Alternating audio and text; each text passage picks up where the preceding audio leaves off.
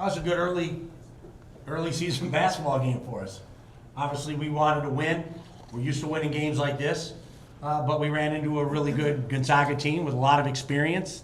I think that experience paid off for them.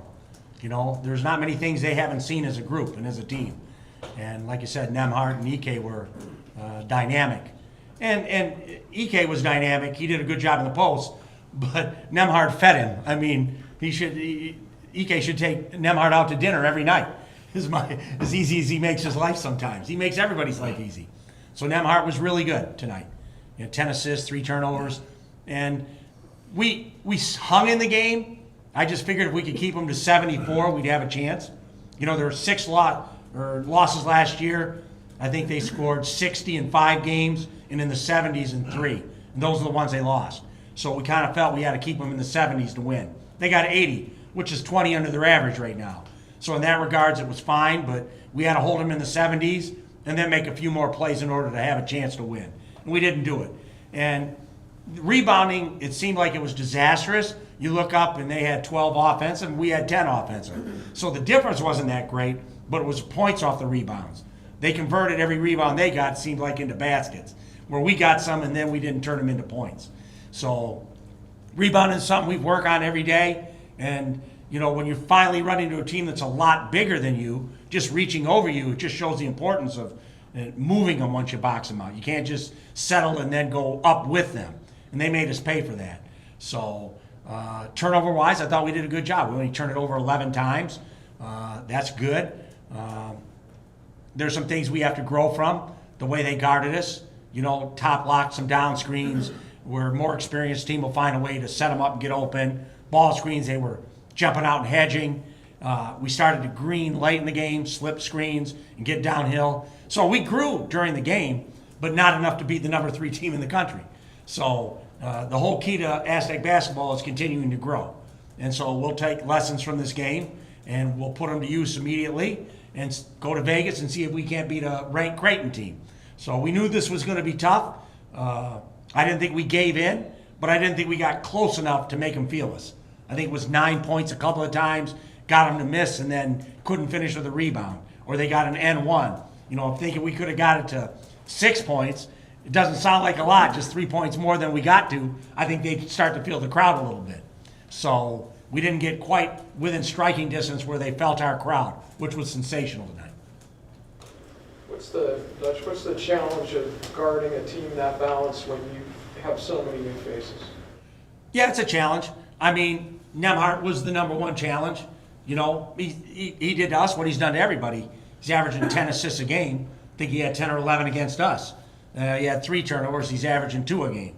So he's good off ball screens, and he makes you pay all the time. And we tried a number of different things. We tried to get underneath it, tried to beat him to the rim and not help as much as we had to. We tried to switch late, you know, just to try to make a play. You know, he threw a lot of interior passes this game. A lot of times he kicks to the perimeter for 3, but he wasn't doing that. So maybe we could have done a better job of helping in from the perimeter, making it look more crowded to throw that interior pass and make him throw a few more out. But obviously that's easier said than done. He's an elite guard, and we didn't bother him enough to impact the game. He controlled the game from the point guard position, did a really good job of it. Ike obviously wasn't a factor in the first half because of fouls, really early foul trouble. The second half, he had 20 points in the second half. What was the thinking behind not doubling him? Were you concerned about their 3-point shooting? Yeah, I mean, we thought Farrell did a real good job on him one-on-one in the first half, and then he put a couple fouls on Magoon right away in the second half, and then Farrell cramped up, and we couldn't get Farrell back. You know, Farrell wasn't on him enough. He was not in the game. And so we doubled a couple times, but he's a dynamic player. He does that to everybody. Now, unfortunately, I didn't like all the layups he was getting on the switching of the ball screen. Just a pitch over, drop it in. You know, those are the ones that, you know, are harder. But, you know, he's a big, strong player. He's good. He's a very good player. And I just feel fortunate to came out on the winning end most of the time, but not this time. Miss Nathan Mensah? Yeah, well, Nathan and AG would guard him, and Magoon is a freshman, and Farrell is a freshman. That's a challenge going against a fifth-year senior. That's like freshmen going against Jane Ledee last year as a fifth-year senior. Those guys are hard to guard. They're grown men. and he played like a grown man in the second half, and he was hard to deal with. Does tonight need to prove any evidence that there needs to be someone that has to separate from the group? As we've seen the past couple of games, there hasn't really been anyone that to do that with the points average. No, I mean, Bird struggled today, and he cramped up. We couldn't get him back in the second half. We had him sub in. He was sitting on the bench, and he cramped up sitting on the stool, so, cramping appears to be the new modern norm in college basketball. Everywhere I look up, guys are cramping, Duke and everybody.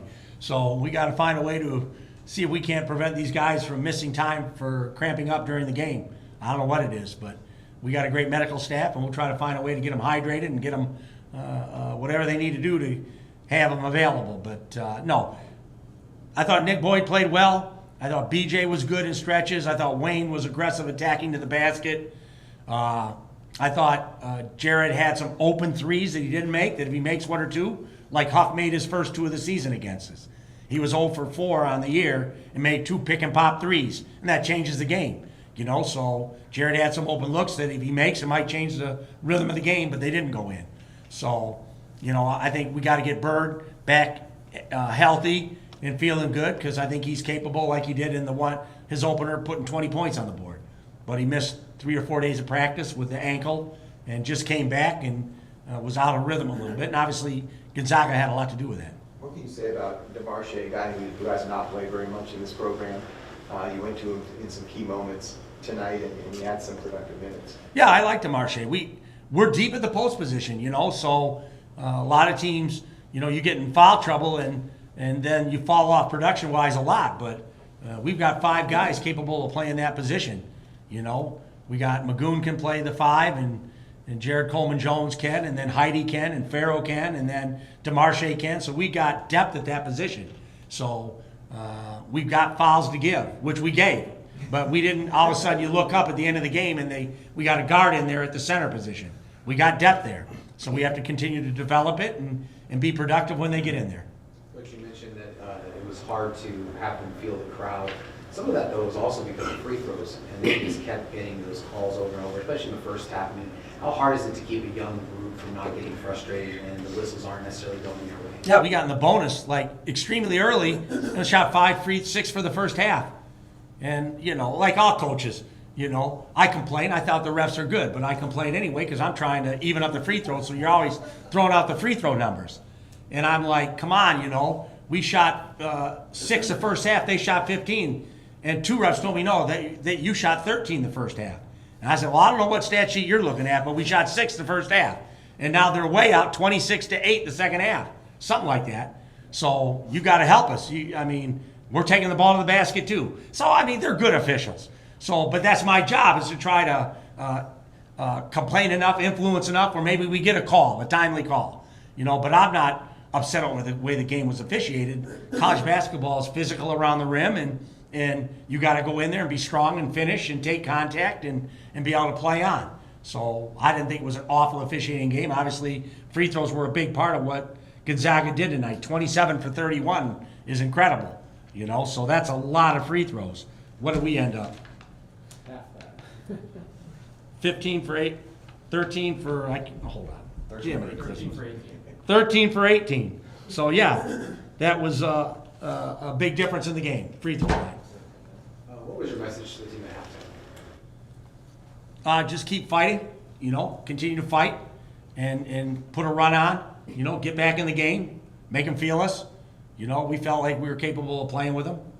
We didn't give up a lot on the fast break. They're a dynamic fast breaking team. I think the fast break points were pretty even for the most part. So we got back and stopped the break. And then their half court execution was better than ours. They really hurt us on a high screen and roll. And I think, you'd have to not be watching the game to know that was the key to the game. Nemhard off a ball screen. And that's what elite point guards do. Long way to go, but what do you think a game like this does for or against your resume in March? I don't think it'll hurt. Obviously you lose to the number 3 team in the country. That's not what they call a bad loss. So playing them 13 points, obviously I want to win the game. And we're not playing to try to play close. We're trying to win games. So we have to use this game as a motivator and a lesson teacher so we can go play Creighton, who's ranked in the top 10 or so. And then Oregon, and then whoever else. So we have a challenging schedule. I've said this 2 months ago, that we have to try to be good in November. I think what you saw out there were a lot of really good pieces there. We're trying to piece together a really competitive team, and that usually happens. Aztec basketball gets better as the year goes on. But we weren't at our absolute best in early November, and a lot of that has to do with Nick Boyd missing 6 to 8 weeks, Bird missing time, Reese is out 8 weeks. So we've had injuries. Wayne McKinney missing time, and so we're slowly getting everybody back, and hopefully Reese gets a good report, and we can put our team back together and then build that cohesion that great teams have, playing together and building some momentum as the season goes on. And I think we're more than capable of doing that. BJ talked a lot about learning from a guy like Demar and a team like Gonzaga, which is so veteran. What kind of lessons do you hope your young guys, and that's like half your team, take away from this experience? Continue to try to grow your game, buy into the coaching. When we tell you a few things you have to do better, concentrate on those things. We make an emphasis of rebounding every day. We got to do a better job of that, just building momentum. We did some things well, though, stopped the fast break, did a few things well offensively, competed at a high level. So it wasn't like everything was broken, but we didn't play well enough to beat a really good team. Farrow, was that just cramping there?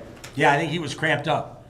Bird and he both cramped up. So I thought Farrow played well. Taj played well for true freshman. Magoon, obviously, it's a tough task to throw him in there and ask him to play against a fifth-year senior in EK, who's an elite center. And he'll have to do it again next week. He's going to play Kalkbrenner, who had 40-some points in a game this year already. So there is no rest. We're playing the best of the best. And that's what we need to do, and we need to win those games. And that will be our goal, is to go to Vegas, use these next 6 days to get better and look like a different team than we played like today. Coach, one of the most consistent compliments people have given you over the years is your ability to instill confidence in players and people. What is your message in a game like this to have that confidence in your team as they move forward into that stretch that you're talking about?